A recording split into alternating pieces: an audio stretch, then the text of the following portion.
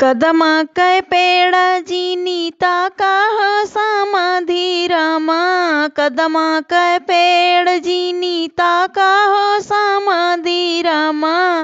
अरे कदमा पे बैठल बाबा नरवा, हाँ सीताराम से बनी। अरे कदमा पे बैठल बाबा नरवा, हाँ सीताराम से बनी। उहै बनरवा तोहरे बहिनी कै दुल्हवा हो।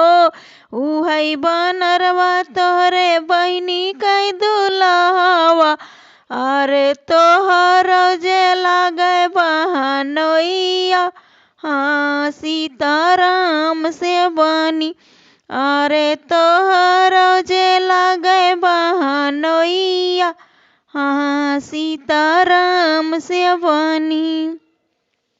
कदमा का पेड़ जीनीता का होया गुआ साले। कदमा का पेड़ जीनीता का होया गुआ रमा। अरे कदमा पे बैठल बाबा नरवा, हाँ सीताराम से बनी। अरे कदमा पे बैठल बाबा नरवा, हाँ सीताराम से बनी। उहै बनरवा तोहरे बहिनी दुल्हवा हो। उहै बनरवा तोहरे बहिनी कै दुल्हवा हो। अरे तोहर जे लागे बहनोइया, हाँ सीताराम से बनी।